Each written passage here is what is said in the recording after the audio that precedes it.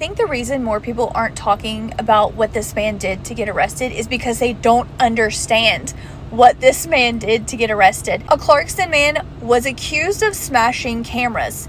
$10,000 worth of cameras, but it was the flock license plate reader cameras they allegedly are saying he smashed. Key piece of information I think a lot of people are missing in this story is that this isn't just license plate reader cameras. Flock cameras are the cameras that track people 24/7. Yes, they call them flock cameras because they strategically place them all over cities and towns. More and more cities are learning the hard way that this is not the cameras you want in your city. Get these cameras installed, talking about how they're going to help like human trafficking, like children getting kidnapped, so they'll be able to track these license plates or stolen vehicles. What people are learning is that it's just a huge data grab. The technology built for these flock cameras, it's not for like crime prevention, though that's what they allow the police to use it for. It is for mass surveillance, not just tracking cars and keeping tabs on their location, but it is learning everyone's daily patterns. Your entire daily routine, what you're doing, when you're doing it, where you're doing it at, is all being stored in a searchable database. How that database is accessed is not up to you and me. For a lot of us in the United States, it definitely feels intentional while they're not educating us the full picture of what these flock cameras really are.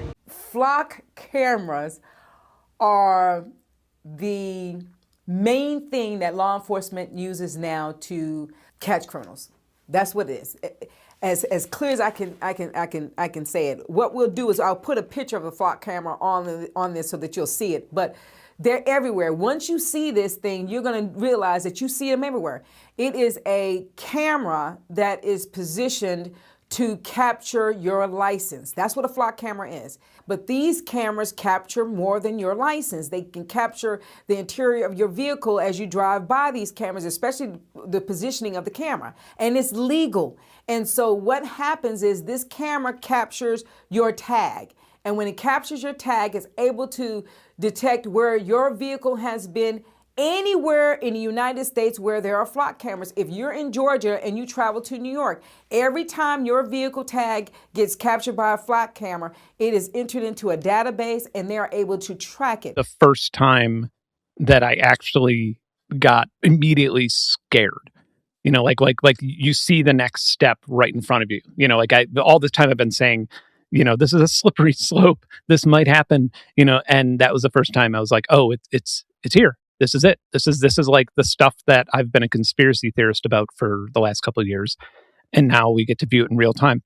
The fact that it is tracking you as though you may be a criminal at some point was very wild to me, because I have seen how Flock talks about this to cops. And what they tell them is that our AI automatically tracks people so that you can use this for evidence if you need it at some point. And it's just like, okay, but you're tracking literally every single person who walks by these things. People don't believe me. People don't believe me.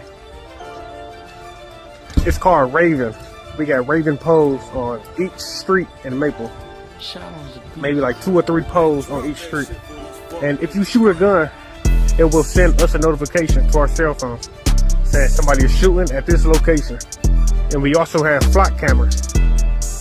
We got flock cameras. If you come if you come into the city or leave the city, it will take a picture of your car. So say like you driving in a stolen vehicle and they come into the city, it will send us a notification to our phone.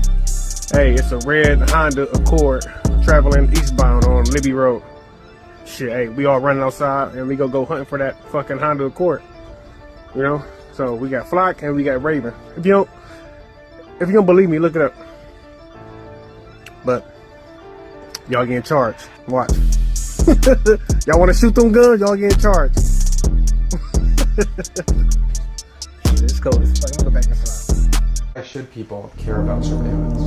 Because even if you're not doing anything wrong, you're being watched and recorded, and the storage capability of these systems increases every year consistently by orders of magnitude, to where it's getting to the point you don't have to have done anything wrong.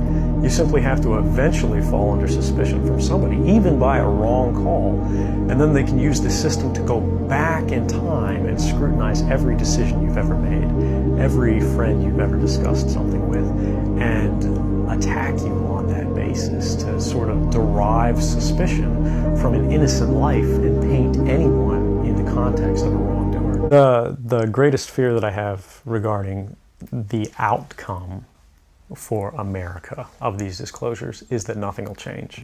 People will see in the media all of these disclosures. They'll know the lengths that the government is going to grant themselves powers unilaterally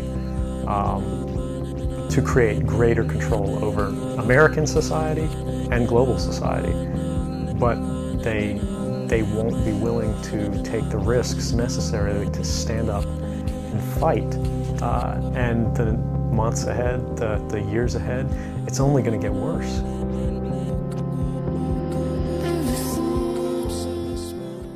Mass surveillance is not about public safety. It is not about terrorism. It is about power. It is about economic espionage.